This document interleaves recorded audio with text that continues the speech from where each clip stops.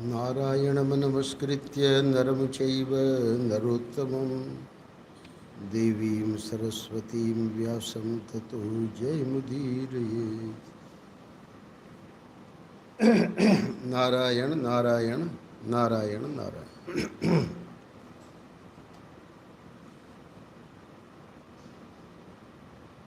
परसों ये जो श्रीमद् भगवद गीता का 5वां अध्याय भीष्म पर्व में महाभारत में यहाँ व्याख्या जिस श्लोक की हो रही थी, एक बार फिर से ध्यान में ले लें। भगवान जो हैं, भगवान ने बताया कि युक्तः कर्म फलम त्यक्त्वा शांतिमाप्नोति नैष्ठिकी। हे अर्जुन, ये जो युक्त है, ये जो कर्म योगी है, निष्काम कर्म योगी, यह साधना का जो क्रम है, अंतःकरण की शुद्धि प्राप्त करके और फिर श्रवण मनन निध्यासन से ज्ञान प्राप्ति करके सर्व कर्म संन्यास और फिर ज्ञान निष्ठा। तो वहाँ भगवान भाष्यकार ने श्लोक में तो इतना ही कहा भगवान ने कि युक्त है कर्म फलम त्यक्त्वा शांति मापनोति नैष्ठिकी। पर ये जो नैष्ठिकी शांति है, यानी परम शांति है, परम गति है, मोक्ष जो है, तो इतना वाक्य इसमें जोड़ लेना चाहिए, अध्याहार कर लेना चाहिए। तो भगवान स्वयं आगे के श्लोकों में ये बात भगवान ने बताई, क्योंकि वहाँ ये भी कहा कि अयुक्त है काम कारेण फले शक्तो निबध्यते। जो अयुक्त है, जो संसार को ही सत्य मान रहा है, उसी में सत्यत्व बुद्धि है, उसी में सुख बुद्धि है, इस संसार में ही रमणीय बुद्धि है, तो वह तो कामनाओं के कारण बेचारा फले शक्तो निबध्यते, वो जन्म मरण के चक्र से बाहर नहीं निकल पाते। तो ऐसी स्थिति में फिर भगवान ने ये भी कहा कि ठीक है, 12वें श्लोक में ये बात बताकर कि अयुक्त का तो काम बनना है नहीं और उसको बनाने की भी कोई उसका प्रयास नहीं है, पर युक्त ने जिसने काम बना लिया उसका फिर अगले श्लोक में बता रहे हैं कि उसके बारे में हे अर्जुन सुनो। सर्व कर्माणि मनसा संन्यस्यास्ते सुखम वशी नवद्वारे पुरे देही नैव कुर्वन्न कार्यन। श्लोकों की व्याख्या हो चुकी है। तो वह तो हमेशा कौन, जो युक्त है, जिसने वो जो नैष्ठिकी शांति है, जिसने उसे प्राप्त कर लिया है, उसका वर्णन कर रहे हैं 13वें श्लोक। तो हम तो उसको देखेंगे शरीर, पर उसको पूछो कि तुम कहाँ रहते हो, तो हमने क्यों पूछा कि वो बतावेगा कि भाई हम है ना वृंदावन रहते हैं या बम्बई रहते हैं, तो वो तो कहता है कि हम अपने शरीर में रहते हैं। अरे भाई, जो अपने को शरीर मानता है उसको पूछो कि तुम कहाँ रहते हो, है ना, तो वो बतावेगा ना कि मैं बम्बई में रहता हूँ या वृंदावन में रहता हूँ। ये जो शांति प्राप्नोति नैष्ठिकीम, अब उसका भगवान वर्णन कर रहे हैं कि वो तो जान रहा है कि ये जो है देह, 9 द्वारों वाला देह, इसमें ये जो शुद्ध चैतन्य जो मेरा स्वरूप है वो परिच्छिन्न नहीं है, वो ही ब्रह्म है।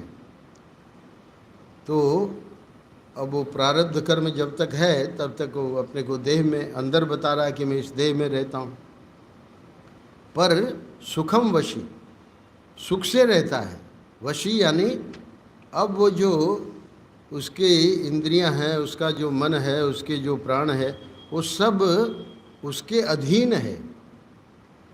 पूर्व में तो वह भी हम लोगों के जैसे मन के अधीन था, पर ये तो साधना काल में ही उसने ये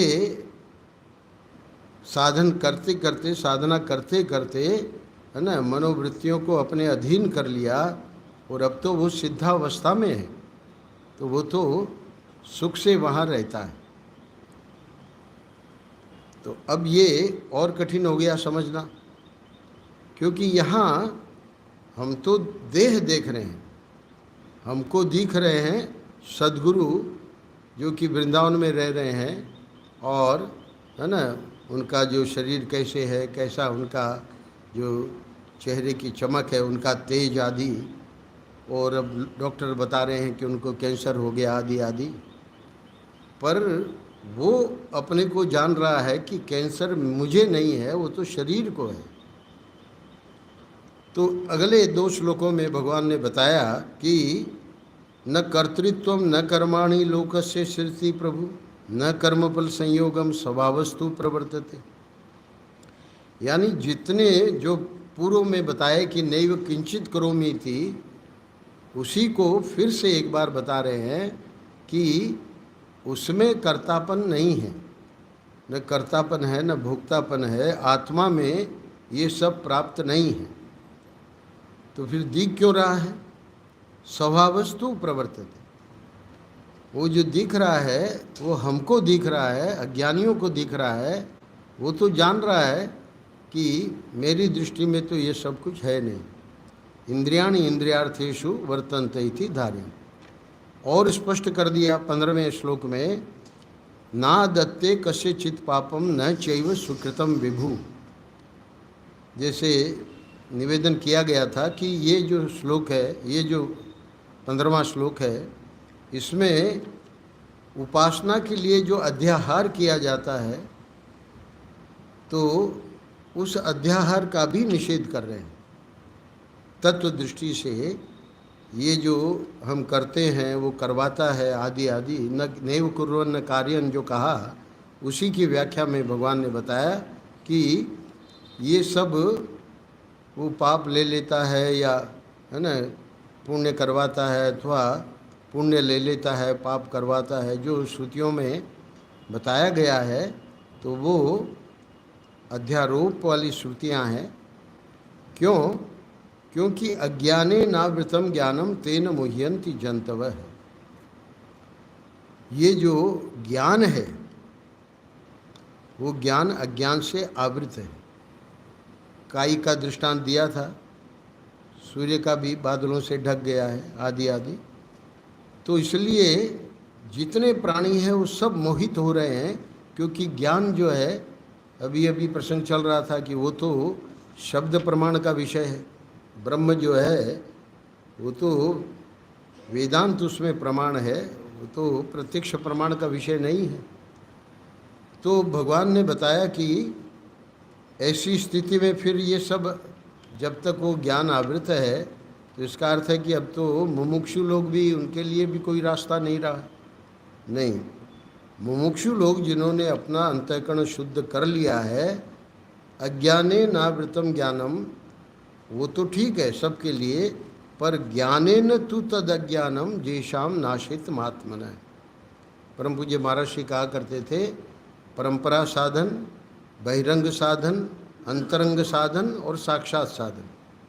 वेदांत बोध में हमारे स्वामी श्री विश्वात्मानंद जी ने पूरा का पूरा प्रसंग लिया है। तो ये जो योग है, धर्म है, भक्ति है, ये जो साधन किया है, उससे जब अंतःकरण शुद्ध करके और साधन चतुष्टय संपन्न होकर श्रोत्रिय ब्रह्मनिष्ठ गुरु के पास जाकर समर्पित हुआ, 4थे अध्याय में बताया, तद विद्धि प्रणिपातेन परिप्रश्नेन सेवया आदि श्रद्धावान लभते ज्ञानम तत्पर संयते इंद्रिय। तो ये सब जब हुआ, तब अंतरंग साधन में, श्रवण मनन निध्यासन में जाके उसी को ज्ञान प्राप्ति हुई। अब वो ज्ञान प्राप्ति पर्याप्त नहीं है, 17वां श्लोक जिसकी परसों व्याख्या की गई, इसमें बताया है भगवान ने, ज्ञान प्राप्ति पर नहीं रुकना है। तो फिर क्या करना है? सर्व कर्म संन्यास पूर्वक ज्ञान निष्ठा प्राप्त करनी। तो वो कैसे होगी, उसी की व्याख्या करी। ये 17वां श्लोक 5वें अध्याय का बहुत ही महत्वपूर्ण श्लोक है। तद बुद्धयः तद आत्मानः तन्निष्ठा तत्परायणाः गच्छन्त पुनरावृत्तिम ज्ञान निर्धूत कल्मष। स्वामी जी, यहाँ कुछ भक्ति व्यक्ति का प्रवचन नहीं होता है क्या? सुबह वो कोई महात्मा थे, उपदेश शास्त्री सुना रहे थे, उसके बाद कोई आत्मबोध सुना रहे थे, अब आप भी जो है ना, उसी के पीछे पड़े हैं। भैया यही भगवान आगे चल के बताएंगे। मच्चित्ता मदगत प्राणा बोधयंत परस्परम कथयंतश्च माम नित्यम तुष्यन्ति च रमन्ति च, है ना।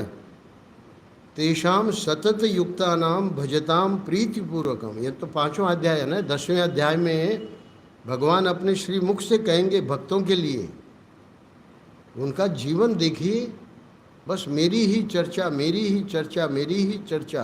पर यहाँ क्या प्रसंग है 5वें अध्याय में? 5वें अध्याय में ये कहते हैं कि निरंतर उसने अपनी बुद्धि उसी ब्रह्म के बारे में, आत्मा के बारे में उसका वो अनुसंधान कर रहा है। निरंतर का अर्थ है भाई ज़्यादा से ज़्यादा आधा घंटा 1 घंटा ये सब आत्मा ब्रह्म की चर्चा हो गई, अब थोड़ी हल्की बात करिए। ऐसा नहीं है, हल्की बात करने की बात नहीं है। इसके लिए तो कहा है कि वो तो निरंतर अपनी बुद्धि उसी में लगाता है। तो बोली जब निरंतर बुद्धि ये इसमें लगाता है तो भक्त लोग ज़्यादा ठीक हैं। भक्त लोग भी तो निरंतर अपनी बुद्धि, जो द्वैतवादी हैं, जो उपासक है, वे भी तो निरंतर अपनी बुद्धि इसमें लगाए हैं। हाँ, पर तद आत्मा न है। 17वें श्लोक में भगवान बता रहे हैं कि तद आत्मा न में पूरा रहस्य है। वो लोग नाम रूप को लेकर, है ना, आनंद ले रहे हैं।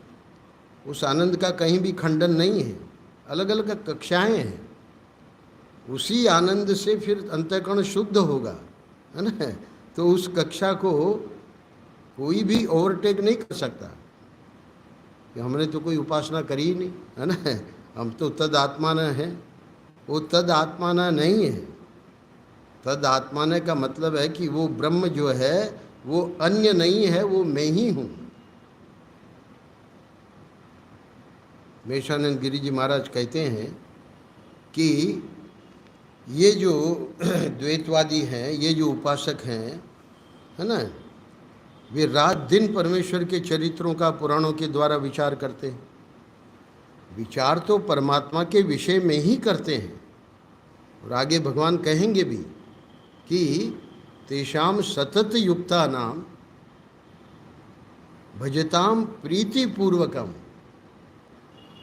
प्रीति, प्रेम उनका देखिए गजब। संसार का उनको कुछ ख्याल ही नहीं है कि हमको कुछ करना है, कराना है ना, मस्त है। भजताम प्रीतिपूर्वकम ददामि बुद्धि योगम तम। अब भगवान अपना जिम्मा ले रहे हैं भक्तों के लिए, उनको बुद्धि योग मैं देता हूँ। इतना ही नहीं, तेषा मेवानु कंपार्थम अहम अज्ञान जम तमय। भगवान 10वें अध्याय में कहेंगे कि उन पर तो अनुकंपा करके, और ऐसा मत समझना कि उनका आवरण भंग नहीं होता है, वो तो अज्ञानी बने रहते हैं। तेषा मेवानु कंपार्थम अहम अज्ञानजम तमः नाशयामि, अहम नाशयामि। भगवान कह रहे कि मैं नाश करता हूँ। तो यहाँ ये वेदांती जो है, ये जो विचारक है, तो ये इसका अज्ञान कौन नाश करता है? वो खुद नाश कर लेता है। परम पूज्य महाराज श्री कहते हैं कि 7वें अध्याय में भगवान बताएंगे कि 4 प्रकार के मेरे भक्त हैं। मेरे भक्त जो कष्ट में हैं, मुझे याद करते हैं, वो भी मेरे भक्त हैं। और जो चाह रहे हैं पर मुझसे चाह रहे हैं, वो भी मेरे भक्त हैं। नेता लोगों से, सेठ से जो चाह रहा है वो भगवान का भक्त नहीं है, उसके लिए अपना भक्त नहीं मान रहे हैं। आर्थ भी भक्त है मेरा, अर्थार्थी भी भक्त है। क्यों? क्योंकि जब उनको कष्ट आता है अथवा जब उनको कोई वस्तु चाहिए तो वो मुझसे मांगते हैं। अब मैं वो क्या योजना बनाता हूँ, कैसे क्या देता हूँ, वो अलग बात है। पर उसके अलावा दो और गिनाए भक्त, जिज्ञासु और ज्ञानी। परम पूज्य महाराज श्री कहते हैं कि इनका तो समझिए कि जो भी इष्ट है, महालक्ष्मी इष्ट है, लक्ष्मी जी इष्ट हैं अर्थार्थी भक्त की, वो भगवान का वही रूप है, वहीं जाके वो प्रार्थना करता है। इनके इष्ट जो भी नारायण है या राम है, कृष्ण है, जो भी हैं। ये जो जिज्ञासु है, इसके भगवान कौन है? क्योंकि इसको भी तो भगवान भक्त बता रहे हैं, तो वो किसके पास जाता है? श्री गुरु पूर्णिमा मनाई ना हम लोगों ने, ये सद्गुरु ही जिज्ञासु के भगवान है। तो अज्ञान का नाश भक्त के लिए भगवान स्वयं जिम्मा लेते हैं। किस रूप में? वो सद्गुरु के रूप में ही आकर अज्ञान नष्ट करें। और वेदांती का जो विचारक है तो उसका तो उनको करना ही करना है।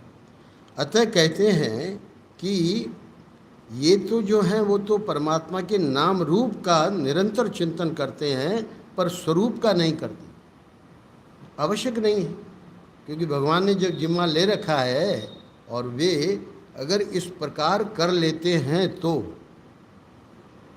मद चित्ताः मदगत प्राणाः, है ना, बोधयन्तः परस्परम कथयन्तश्च माम नित्यम तुष्यन्ति च रमन्ति च। ये श्लोक की व्याख्या में हम 10वें अध्याय में जब करेंगे तब जाएंगे। पर वहाँ भी भगवान का देखिए कि वो किसके लिए बता रहे हैं कि मैं अज्ञान नाश करता हूँ, किसका नाश करता हूँ। ऐसा भक्त जो कि पूर्ण रूपेण मुझे समर्पित है, तो वो भले स्वरूप का विचार न करे, कोई बात नहीं, है ना, भगवान उसके आवरण का भी नाश करते हैं। पर यहाँ पर ये जो विचारवान साधक है उसको क्या करना है? तदात्मान है। विचार कैसा करना है? ध्यान से सुनिएगा। जो परब्रह्म है वही मेरा वास्तविक स्वरूप है। जिस ब्रह्म का विचार कर रहे हैं, जिसके लिए ब्रह्म सूत्र ने कहा अथा तो ब्रह्म जिज्ञासा, वो ब्रह्म अन्य रूप से नहीं, उसका आत्म रूप से विचार करना है। ऐसा क्यों महाराज? भाई अन्य रूप से विचार करेंगे तो उसमें हानि क्या है? श्रुति भगवती कहती है कि जो साधक यानी भले वेदांत का विचारक होवे, पर उसको लगता है कि भाई देवता जो है वो तो अन्य ही है और मैं अन्य हूँ, तो वो तो समझता ही नहीं है, यानी वो अभी अधिकारी नहीं है। तत्त्वमसि महावाक्य के श्रवण का अधिकारी वो नहीं है। इसलिए तद्बुद्धय का अर्थ है कि परमात्मा के विषय में विचार करते हैं कि यही मेरा वास्तविक रूप है। उससे होगा क्या? जो निरंतर वही विचार कर रहे हैं, अभी बताया ना कि स्वप्न में भी अंग्रेजी में भाषण देते थे। क्यों देते थे? रामकृष्ण मिशन में अंग्रेजी में पुस्तकें पढ़ते थे, है ना, तो अंग्रेजी में भाषण हो रहा है। तो ये जब निरंतर उसी से उसका विचार हुआ है आत्मा का, तो तन निष्ठा है, उसी में निष्ठा वाले हैं। अभी देखिए हम कहते हैं कि ये जो है महापुरुष ये जपनिष्ठ हैं। उसका मतलब क्या हुआ? बाकी व्यवहारों को किसी तरह निभाते हैं, हर समय जप में ही लगा रहे, हर समय जप में ही लगे रहना चाहते हैं। तो ये कौन है? ये तन्निष्ठ है।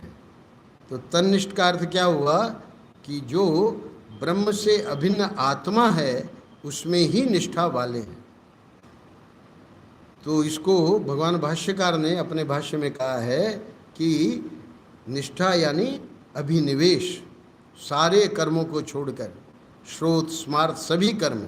इसलिए भगवान भाष्यकार तो कहते हैं कि ये सर्व कर्म संन्यास के बिना ये निष्ठा बनेगी ही नहीं।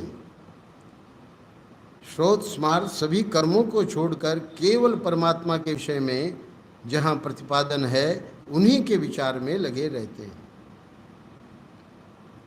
तो अब इसका परिणाम क्या हुआ? तत्परायणाः,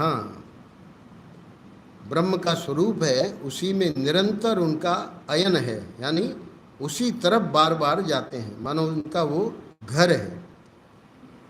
किसी भी अनुभव को, किसी भी विचार को जो वो करते हैं तुरंत परमात्मा की तरफ ही ले जाते हैं। यानी भाष्यकार सरल अर्थों में तत्परायणा का अर्थ करते हैं कि आत्मा में ही रति वाले होते हैं। ये जो व्याख्याकार हैं वो तो बड़ा सरल करके समझा देते हैं। रति क्या है?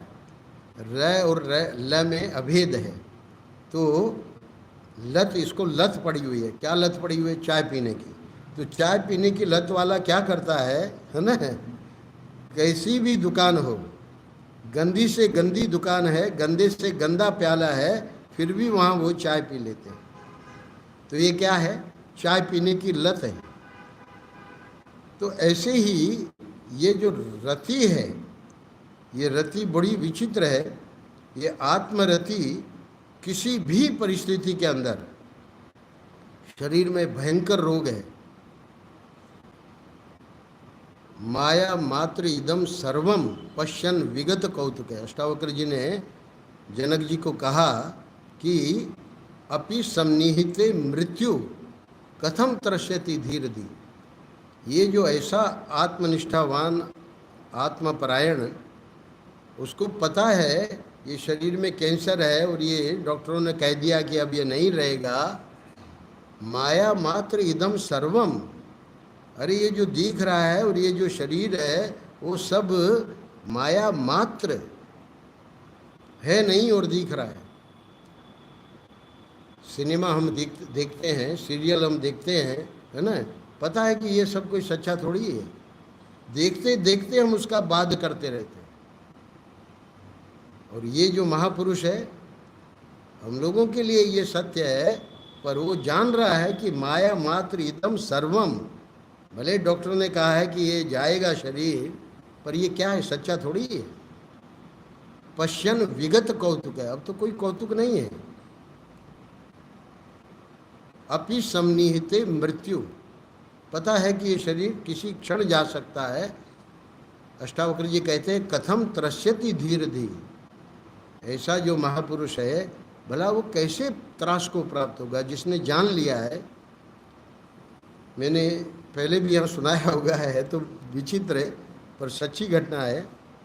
8वीं तक हम गांव में रहे, कभी पिक्चर वगैरह देखी नहीं थी, क्योंकि माता पिता बम्बई में ही थे। 8वीं के बाद उधर आगे स्कूल थी नहीं गांव में, मतलब 9वीं की कक्षा की, उसके लिए फिर साइकिल लेके और, है ना, दूर जाना पड़ता था। तो बुलवा लिया कि अब आ जाओ बम्बई। अब वो जो बड़े भैया थे बम्बई में, वो तो एक्सपर्ट थे। एक्सपर्ट यानी वहाँ की बम्बई की जो लाइफ होती है, पिक्चरें वगैरह, हम ले गए एक पिक्चर में। तो आश का पंछी उसका नाम था, आज भी हमको याद है, राजेंद्र कुमार जो पुराने। तो हमने देखा वो जो है अंत में उस मृत्यु को प्राप्त होता है और फिर उसकी चिता में रख के उसको जला देते। बहुत बढ़िया, पिक्चर पूरा हो गया, हम घर आ गए। अब 8वीं कक्षा वाला विद्यार्थी पढ़ तो लेता ही है। किसी के घर गए हुए थे, कोई फिल्म की कोई पत्रिका थी, हम ऐसे ही उसको पलटने लगे, देखने लगे। तो उसमें आश का पंछी, उस फिल्म के बारे में कुछ लिखा हुआ था। हम पढ़ने लगे क्योंकि देखी थी हमने। तो उसमें लिखा था कि वो जो राजेंद्र कुमार है, जिसको हम देख चुके थे कि वो मर गया है ना, उसको चिता में जला दिया, वो अब दूसरी फिल्म में काम करेगा। उनको बड़ा आश्चर्य हुआ कि साला मर गया उसको जला दिया और ये लिख रहे हैं कि दूसरी फिल्म में काम करे। तो कहने का अर्थ यह है कि ये जब तक हम इसको सत्य मानेंगे, अब ये जो धीर दी है उसको तो पता है माया मात्र इदम सर्वम, इसमें सत्य कुछ भी नहीं है। स्वप्न से हम जगते हैं, अभी अभी सुना आपने, स्वकाले सत्यवद भाति प्रबोधे सती असत भवे। तो जागने पर न तो जागने पर तो जागे हुए तो ये हैं, है ना। अब ये चाहते भी हैं कि हम लोग में से कोई जगे, पर वो तो हमारी इच्छा होनी चाहिए ना जगने की। नारद जी ने कहा कि भाई अब तो तुम बूढ़े हो गए, अब तो चलो वैकुंठ। तो बोले नहीं, अभी तो बहुत काम है गृहस्थी का वगैरह। चलो कोई बात नहीं, तुम आए हो तो ये एक काम निपट जाए फिर चलेंगे। तो काम निपट गया, आए फिर, तब तक दूसरा काम आ गया, है ना, पोते पोती का। तो बोले कि अब थोड़ा व्यस्तता है, ये निपटा लूँ, उसके बाद फिर आए। अब नारद जी काहे को धैर्य छोड़ते, जब ये कह रहा है कि मैं चलूँगा। अब जब तीसरी बार आए तब इसका धैर्य छूट गया। नारद जी ने धैर्य नहीं छोड़ा, इसका धैर्य छूट गया। बोले आपको कोई दूसरा मिला नहीं क्या, हमारे पीछे ही क्यों लगे हो। तो ये हम लोगों की स्थिति है। इसलिए जो जगा हुआ है वही जगा सकता है। और भगवान बता रहे हैं कि ये जो तन निष्ठा में, जो दूसरी पंक्ति में बता रहे हैं कि ज्ञान निर्धूत कल्मषा, यानी मल विक्षेप आवरण ये सब कुछ नहीं रहा, निर्बीज हो गया। यानी बीज भी रहता तो शायद अंकुरित हो जाता, पर बीज मतलब उसको भून दिया गया या जल हमने उबाल लिया, अब वो अंकुर पैदा नहीं करेगा। तो ये ज्ञान ऐसी चीज़ है महाराज, ज्ञानाग्नि सर्वकर्माणि भस्मसात कुरुते तथा। तो इस प्रकार से वो निर्धूत कल्मश, ये कल्मश यही है, मल विक्षेप आवरण यही कल्मश है। तो ये सब अब जब समाप्त हो गए तो अब जब तक प्रारब्ध का भोग है तब तक जीवन जब रहना है, तब उसकी क्या उसकी जीवनचर्या है, इसको कल बताएंगे।